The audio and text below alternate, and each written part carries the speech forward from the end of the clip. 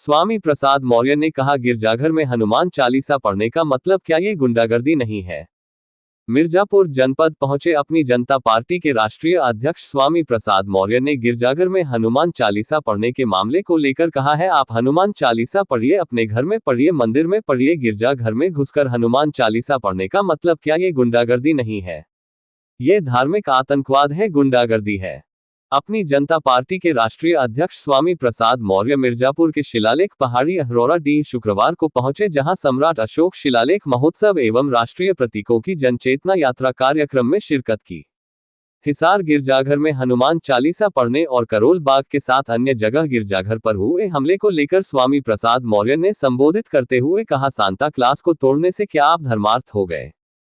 आप हनुमान चालीसा पढ़िए, अपने घर में पढ़िए, मंदिर में पढ़िए, गिरजाघर में घुसकर हनुमान चालीसा पढ़ने का मतलब क्या है? ये गुंडागर्दी नहीं है, ये धार्मिक आतंकवाद है, गुंडागर्दी है। आज समाज और देश हर चीज का परख कर रहा है। हम अपने धार्मिक भावना आस्था की चिंता करते हैं तो दूसरे लोगों को भी अपने धार्मिक भावना आस्था की चिंता करने की आवश्यकता होती है। इस बात को हमको स्वीकार करना चाहिए। हम किसी धर्म को मानने वाले को रोक नहीं सकते, हम किसी धर्म को मानने वाले की आस्था पर चोट नहीं कर सकते।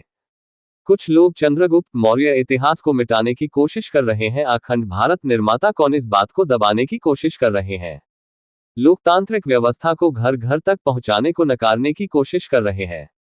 वैचारिक क्रांति की लहर चल रही है, लोकतंत्र को कुचलने की कोशिश की जा रही है। बाइट स्वामी प्रसाद मौर्य, अपनी जनता पार्टी के राष्ट्रीय अध्यक्ष। तो सेंटा क्लास की बुक तोड़ने से क्या बड़े धर्मार्थ हो गए क्या? अरे आप हनुमान चालीसा पढ़िए, अपने घर में पढ़िए, मंदिर में पढ़िए, गिरजा घर में घुस करके गिरजा घर में हनुमान चालीसा पढ़ने का मतलब क्या है? ये गुंडागर्दी नहीं है क्या? आप यही हनुमान चालीसा अपने घर में पढ़ते, मंदिर में पढ़ते तो धर्म और आस्था होती। लेकिन यही हनुमान चालीसा अगर आप किसी गिरजाघर में पढ़ने पहुंच गए, मस्जिद में पढ़ने पहुंच गए, तो ये धार्मिक कट्टरता है, धार्मिक आतंकवाद है, गुंडागर्दी है। आज समाज और देश हर चीज का फर्क कर रहा है।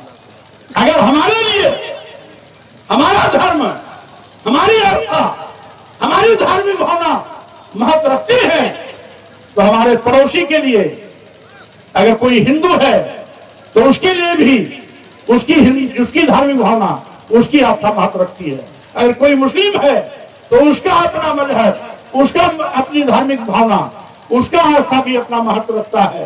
अगर ईसाई है तो वह भी अपनी धार्मिक भावना और अपनी आस्था में विश्वास करता है। अगर सिख है तो ग्रंथी साहब में, गुरु ग्रंथी में और ग्रंथी साहब में वो विश्वास करता है, उसकी भी आस्था है। यानी अगर हम अपने धार्मिक भावना और आस्था की चिंता करते हैं तो दूसरे लोगों को भी अपने धार्मिक भावना और आस्था की चिंता करने की आवश्यकता होती है। इस बात को आपको स्वीकार करना चाहिए। यह धर्मनिरपेक्ष देश है। कोई स्थान संविधान में नहीं है, कानून में नहीं है। हम किसी धर्म को मानते हैं, यह आपका मामला हो सकता है लेकिन हम किसी धर्म को मानने वाले को रोक नहीं सकते हैं। हम किसी धर्म को मानने वाले की धार्मिक भावना के साथ खिलवाड़ नहीं कर सकते। हम किसी भी धर्म को मानने वाले की आस्था पर चोट नहीं कर सकते। हम कोशिश करते हैं। आज कुछ लोग चंद्रगुप्त मौर्य के इतिहास को मिटाने की कोशिश कर रहे हैं। अखंड भारत का निर्माता कौन था, इस बात को दबाने की कोशिश कर रहे हैं। सम्राट अशोक ने किस तरीके से लोकतांत्रिक व्यवस्था को घर घर तक पहुंचाया था, इसको नकारने की कोशिश कर रहे हैं। कल्याणकारी सरकारें कैसे होती हैं, लोकतंत्र क्या होता है, अगर उसको पढ़ने की आवश्यकता है, जानने की जरूरत है तो सम्राट अशोक के इतिहास को पढ़ना होगा, उनके शासनकाल को पढ़ना होगा, उनके राजपाट को जानना होगा, तब आपको मालूम होगा कि सही माने में लोकतंत्र क्या है। लेकिन आज सत्ता में बैठे हुए लोग कहीं न कहीं इतिहास के सच को नकारने की कोशिश कर रहे हैं। साथियों, मैं कहना चाहता हूं, आज तो